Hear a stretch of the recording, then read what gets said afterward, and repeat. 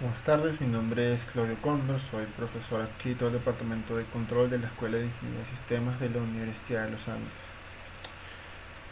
Y el siguiente video lo hago con la finalidad de que sirva como apoyo para el curso de análisis numérico. En el video anterior vimos cómo calcular las raíces o la raíz de un polinomio dado un intervalo a b. Vimos métodos iterativos, como por ejemplo el método de bisección, el método de la secante, el método de Newton-Raphson, vimos el método de la regla falsa, nos dio el método iterativo de punto fijo y vimos cómo acelerarlo usando el delta al cuadrado de Atkinson determinando el método de Stephens. Pero es posible que nosotros tengamos un polinomio donde tenemos un polinomio de grado n, donde tenemos varias raíces, valor de alfa que existen, ¿no? Entonces tenemos que el polinomio se puede expresar de la siguiente manera, donde cada una de esas raíces, alfa 1, alfa 2, alfa 3, alfa k, pueden venir representadas por un valor beta. O sea, eso quiere decir que cada una de esas raíces puede tener multiplicidad beta. Vamos a factorizar el polinomio de esa manera. Entonces, si tenemos dos polinomios, dice aquí, nos dice que si tenemos el polinomio p y el polinomio q y ambos son de grado m, y existe un conjunto de n mayores que m distintos, x de 1, x de 2 y n, tal es que el polinomio q es igual a x, entonces podemos nosotros definir que ambos polinomios son iguales. Tenemos ese siguiente corolario. ¿Por qué decimos eso?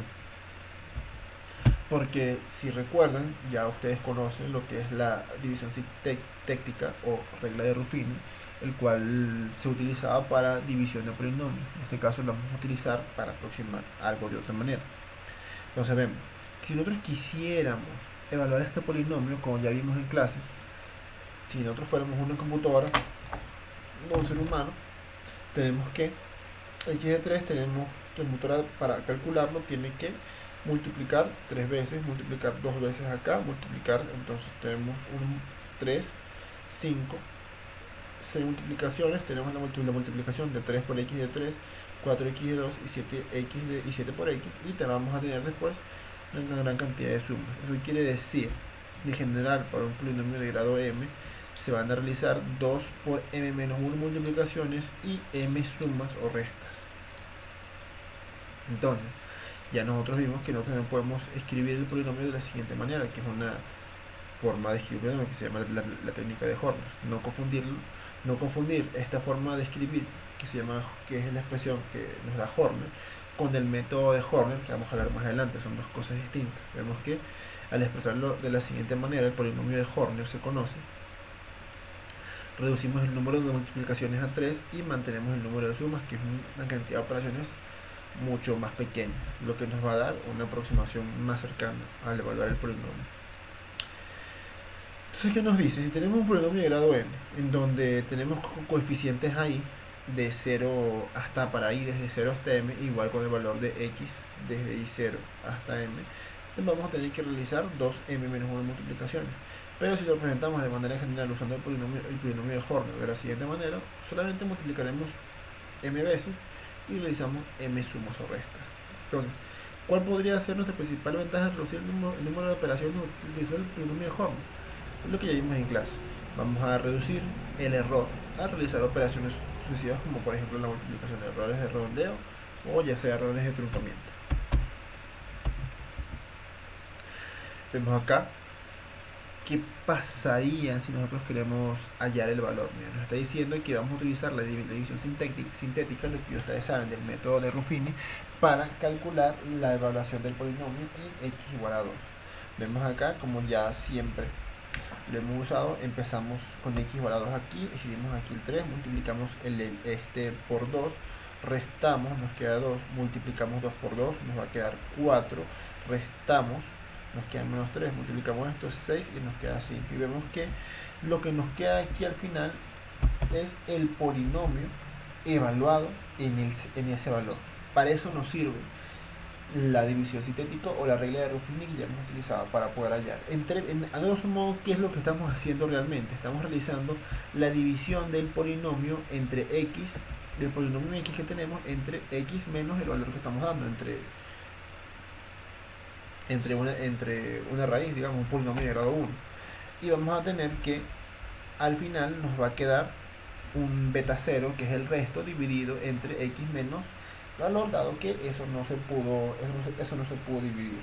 Entonces nos va a quedar que ese resto que nos queda es exactamente el valor del polinomio evaluado en el valor que estamos hallando, que en este caso aquí lo he representado por que b0 es igual a p de x evaluado, p de x sombrero, evaluado en x sombrero.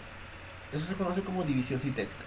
Y ustedes lo han visto al tratar de realizar la división mediante la regla de Ruffin. ¿Cómo nosotros podemos programar este algoritmo? ¿Cómo lo podemos usar? De la siguiente manera, es bastante sencillo. Definimos un método que se llama división sintética, donde BDM va a ser igual al término ADM, y para cada uno de ellos vamos a realizar las multiplicaciones encajadas, ¿sí? Que es simplemente realizar el polinomio de Horner. Y vamos a ver que vamos a ir calculando un vector b de coeficientes. Entonces nos dice aquí que el primer término de eso, b0, va a ser el resultado de evaluar el polinomio i, y los demás términos de b1 hasta bm, dependiendo, nos va a dar los coeficientes del polinomio x. Eso quiere decir que aplicamos la división sintética, hallamos la evaluación del polinomio p de x, y además determinamos el polinomio que restaba, que es el polinomio q de x, que vamos a ver que podemos utilizar. Ahora vamos a ver el método de Horner. Nuevamente, no confundirlo con el polinomio de Horner. Entonces nosotros ya definimos esto. Si dividimos este polinomio entre x menos x sombrero, donde x sombrero es un valor al que queremos hallar del polinomio, tenemos que nos va a dar q de x más un beta 0, que va a ser su resto, que nos va a dar el valor de x de 0. Porque pueden ver realmente que eso es así. Vemos que si x es igual al valor del polinomio, tenemos aquí que podemos reemplazar, si lo reemplazan aquí en este valor, vamos a ver que efectivamente nos va a dar que p de x evaluado en eso va a ser igual a beta 0, que es lo que realmente nosotros estamos tratando de determinar. Entonces, si multiplicamos arriba y abajo por x menos x sombrero, tenemos la siguiente expresión. Entonces aquí vemos que si evaluamos el x sombrero, nos va a quedar la siguiente expresión. Esto es hace 0 y nos queda beta 0, pues que es lo que nosotros estamos tratando de hallar con la división sintética. Entonces, ahora si hallamos esa derivada, si hallamos la derivada de ese valor y evaluamos la derivada en x sombrero, nos va a quedar que la derivada de p evaluada en x sombrero va a ser igual a el polinomio q restante evaluado en x sombrero. ¿Qué podemos hacer con esta expresión? Vamos a ver que a medida ahora que aplicamos la división sintética, nosotros no solamente podemos hallar el valor de p evaluado en un x sombrero, sino que podemos tener un polinomio q al que le podemos volver a aplicar la división sintética para poder hallar el valor de la derivada de p. Eso nos va a servir para realizar la aproximación de la derivada o calcular el valor, no la expresión analítica de la derivada, pero va a calcular su valor y utilizarlo en el método de Newton. ¿Sí?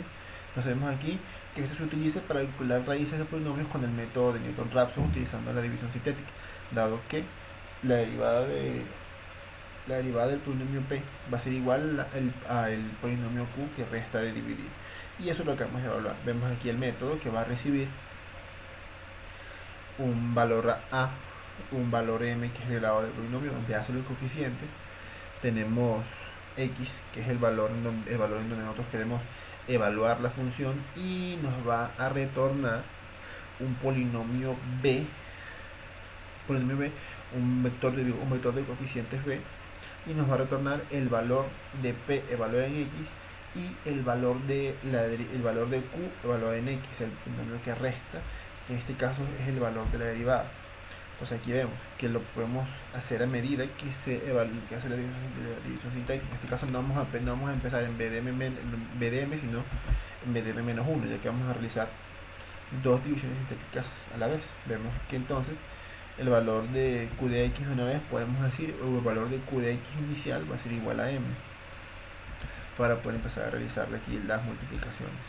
Entonces vamos calculando a medida que vamos calculando también los coeficientes de b y calculando el valor de q de x, podemos ir calculando el valor de p de x como ya hemos visto anteriormente. Entonces, al final vamos a obtener, luego de aplicar este método, tanto el valor de p de x evaluado en x sombrero y el valor de la derivada de p de x, que es el valor de q de x evaluado en x sombrero. ¿Sí? Entonces, tenemos que si aplicamos esto con el método Newton-Raphson para tener una aproximación de una raíz que es p de alfa 1, ¿sí? Entonces, nosotros podemos utilizar una técnica que se llama la técnica de deflación, dado que ya calculamos una aproximación a la raíz, y al salir de este método y calcular una raíz, vamos a tener un polinomio q que nos queda de aplicar el método de Newton-Raphson utilizando el método de Horner, evaluando el polinomio de Horner para hallar la derivada de x. Entonces, al terminar este método tendremos un polinomio q y tendremos una aproximación a la raíz, o sea, tendremos esto que tenemos aquí justamente. Eso quiere decir que nosotros podemos aplicar otra vez el método de Horner combinado con el método de Newton-Raphson a este polinomio q para ir encontrando cada una de las raíces del polinomio, y podemos repetirlo como dice aquí, k menos m dos veces. Podemos tener ya todas las raíces de ese polinomio, en donde obviamente al final vamos a tener un polinomio de grado 2 donde ya podemos fácilmente aplicar las funciones, las expresiones que tenemos que se conoce desde que estamos en el liceo, que es la resolvente. Y tenemos aquí la programación del método de deflación utilizando el método de Horner. Vemos que empezamos la función de deflación, ¿sí? Utilizando hallamos el primero con el método de Horner, ¿sí? Luego de que hallamos el método de Horner, y si todavía no hemos terminado de hallar todas las raíces, aplicamos el método de deflación, pero ahora dando los coeficientes de b, que serían los coeficientes del polinomio q que nos restan. Y cuando ya el grado sea 2, aplicamos simplemente la resolvente que ya conocemos con los coeficientes del polinomio a, que es lo que nos queda, que sería a, en este caso sería el polinomio b, que estamos realizando de una manera recursiva. Entonces, ¿qué podemos decir acerca del método? Una raíz aproximada, más que una aproximación a una raíz p de x, es claramente una aproximación a una raíz del polinomio q, un polinomio que queda, que a su vez se obtiene iterativamente mediante la deflación aproximada de p de x.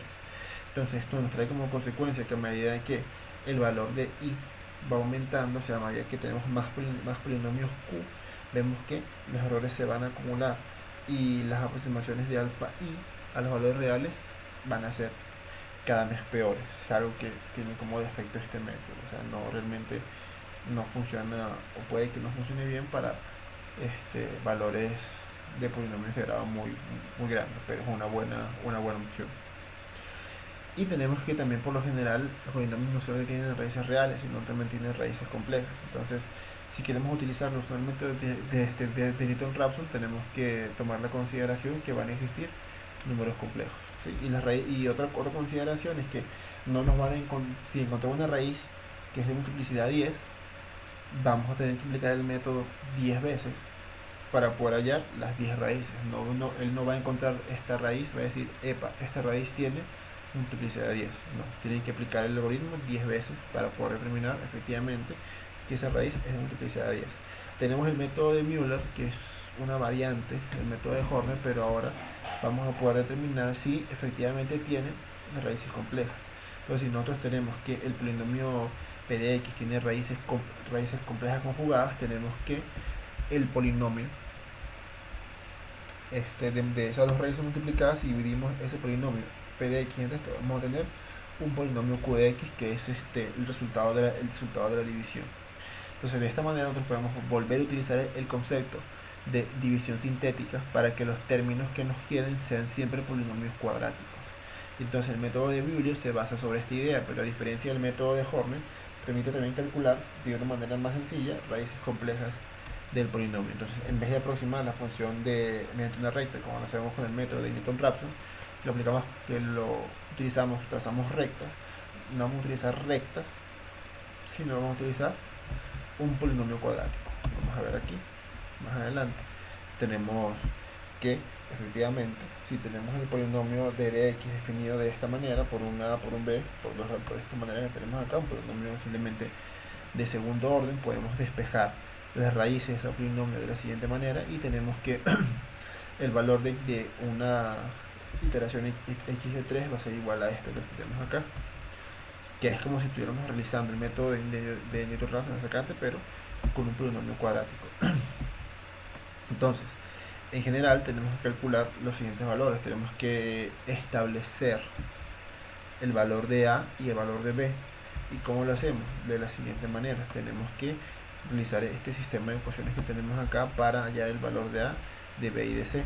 Y en eso consiste el método. Entonces podemos, una vez obtenido los valores de A, de B y de C, podemos en general aplicar el siguiente algoritmo, que es el que corresponde a el método de Müller. Obviamente aquí el sig se refiere al signo de la función. Y vemos aquí efectivamente que no estamos utilizando una recta para aproximar la raíz, sino estamos usando una función cuadrática. Tenemos que ver que en cada iteración tenemos que calcular otra vez el polinomio 0, 2 y el polinomio 1, 2, que son los polinomios que tenemos aquí anteriormente, para poder ir encontrando los valores de A y de B que vamos a utilizar en cada iteración para hallar las raíces. Y bueno, eso sería todo por ahora con los métodos iterativos para hallar raíces de ecuaciones no lineales, y no solamente eso, sino hallar cada una de las raíces de un polinomio. Eso sería todo. Muchísimas gracias por su atención y buenas noches.